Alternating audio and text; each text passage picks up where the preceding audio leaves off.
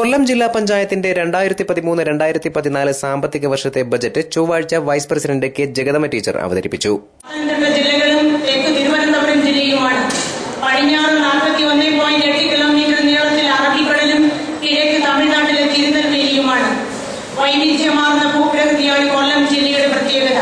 കടലിനോട് ചേർന്ന് കിടക്കുന്ന തീരപ്രദേശം, ചെറുകുന്നുകളും താഴ്വരകളുമുള്ള ഇടനാട്, കിഴക്ക് മലനാട്, ഇങ്ങനെ മൂന്നായി തിരിക്കാം.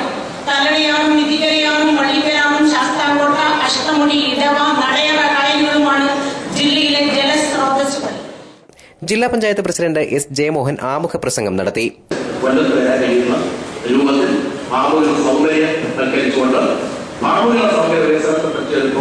തയ്യാറാക്കി ജില്ലയ്ക്ക് ആവശ്യമായിട്ടുള്ള കാർഷിക വിത്തുകൾ നൽകുന്നതോടൊപ്പം തന്നെ പുതിയ തലമുറ അവർക്ക് പഠിക്കാൻ കഴിയുന്ന അവസരങ്ങൾ ഒരുക്കി കൊടുക്കുന്ന ഒരു പദ്ധതിയാണ് ഉദ്ദേശിക്കുന്നത്. അതുപോലെ കിഴക്കൻ മേഖലയിലെ ടൂറിസ്റ്റ് കേന്ദ്രങ്ങളിലേക്ക് പോകാനുള്ള അവസരം കൂടി ഇതുണ്ടാക്കാനും അപ്പോൾ എക്കോ ടൂറിസത്തിന് പ്രസക്തി.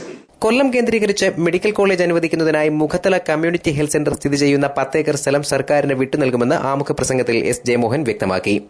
ബ്ലോക്ക് പഞ്ചായത്തുകളുടെയും കൊല്ലം കോർപ്പറേഷന്റെയും മുനിസിപ്പാലിറ്റിയുടെയും സഹായത്തോടെ ജില്ലാ പഞ്ചായത്തിന്റെ നേതൃത്വത്തിൽ കൊല്ലത്ത് ഇൻഡോർ സ്റ്റേഡിയം നിർമ്മിക്കുമെന്ന് അദ്ദേഹം പറഞ്ഞു. കക്ക സംരക്ഷണത്തിന് പുതിയ പദ്ധതി, വടക്കാംചേരി മോഡൽ നെൽകൃഷിക്ക് സമാന്തരമായി കൊല്ലം മോഡൽ നെൽകൃഷി, ആധുനിക റൈസ് മിൽ തുടങ്ങി നിരവധി പദ്ധതികളെക്കുറിച്ച് ജില്ലാ പഞ്ചായത്ത് പ്രസിഡന്റ് ആമുഖ പ്രസംഗത്തിൽ സൂചിപ്പിച്ചു. തുടർന്ന് വിശാലമായ ബജറ്റ് കെ ജഗദമ്മ ടീച്ചർ അവതരിപ്പിച്ചു. 99 കോടി രൂപ വ്യത്യസ്ത മേഖലകളിൽ ചെലവ് പ്രതീക്ഷിക്കുന്ന ബജറ്റാണ് അവതരിപ്പിക്കപ്പെട്ടത്. കാർഷിക വ്യാവസായിക മേഖലകൾക്കാണ് പ്രാധാന്യം.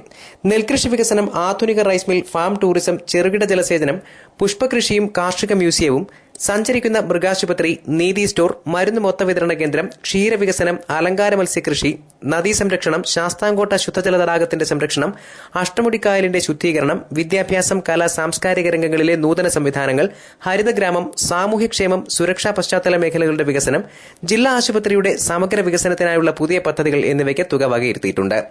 ഇ സേഫ് പദ്ധതിയും ബജറ്റിൽ ശ്രദ്ധേയമാണ്. വിദ്യാർത്ഥിനികളുടെ സുരക്ഷിതത്വത്തെ കരുതി ആവിഷ്കരിക്കുന്ന പദ്ധതിയാണിത്.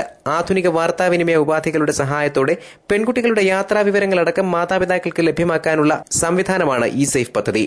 കാർഷിക, വ്യാവസായിക, ടൂറിസം മേഖലകളിലും അടിസ്ഥാന വികസന രംഗത്തും ബജറ്റ് പ്രതീക്ഷയർപ്പിക്കുന്നു. News bureau, Anchal.